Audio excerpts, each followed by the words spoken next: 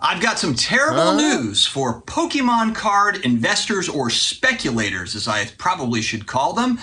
Pokemon cards, modern Pokemon cards, I'll say actually the ultra modern Pokemon cards over the last couple of years. We've got some rough waters ahead. I will explain. Guys, if you're new to the channel and you're looking for all of the collectible style stuff other than sports cards, the Sports Card Dad is my other channel for sports cards. The graded action figures, the graded comic books, the graded video games, Pokemon cards, non-sports cards.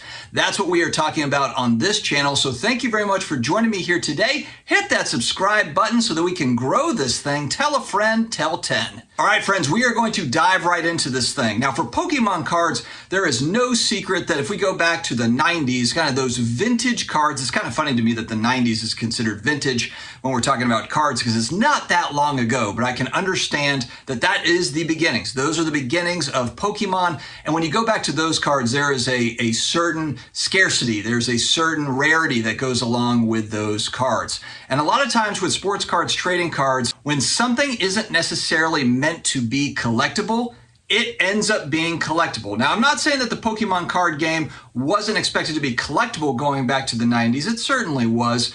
But what a lot of people didn't see is probably the nostalgia that comes rushing back for those of you that might be in your early 30s, mid 30s, late 30s that were into Pokemon cards, and now you're back in it. You've got some disposable income and you're ready to get back in the game and relive your childhood. Fair enough. This is also not a video against the IP in general. Pokemon being a massive global IP, it rivals Disney, it rivals Marvel, it rivals a lot of these things. It's extremely popular. So it's not a knock on the product as a whole.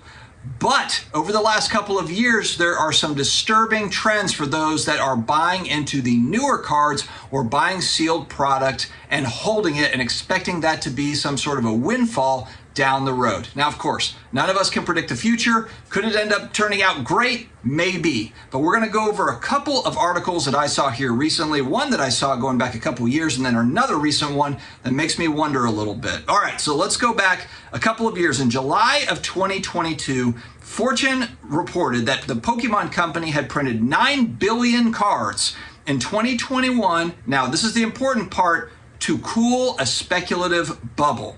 And then I saw a Reddit post, 25% of all Pokemon cards in existence have been printed in the last 2 years. That's a lot of Pokemon cards.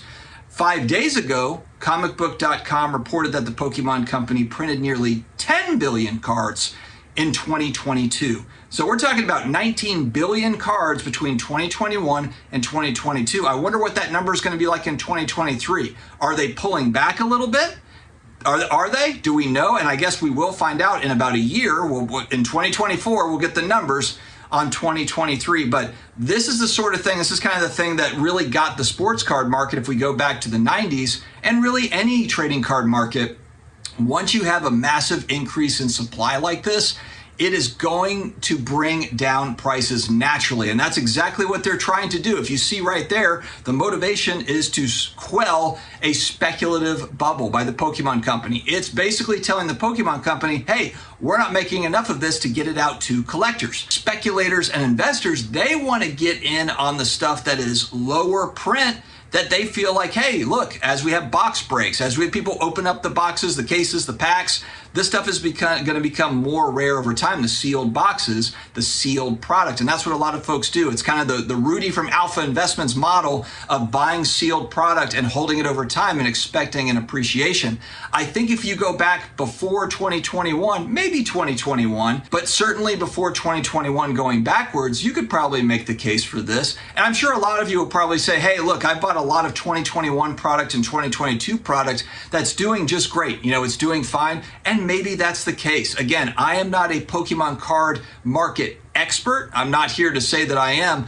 All I'm saying is I'm seeing news here that does not look great for those that are just in the collectible space as a whole. This is a red flag for people that are speculating on certain product to hold value over time, and it's this newer product. So it's not to say that it's all modern Pokemon cards, but it's really the stuff over the last couple of years to really be careful of these price points. Basically what it means is that the Pokemon company, they want a piece of that secondary market pie. When they see this product go out and then they see the secondary market, it's going for double, triple, quadruple the price, they're thinking, well, we need to raise our prices or make more of it or both. So that's essentially what has been done here. It's exactly the same thing that sports card trading companies do on the other side and other trading card companies. We saw it with Magic the Gathering. Rudy Alpha Investments talking about, hey, they're overprinting this Magic the Gathering product. And then we saw recently that they pulled back. I believe he had stated that they pulled back on some of their newer print runs. So this is just something to be very aware of, buying singles of new stuff as well as sealed product of it.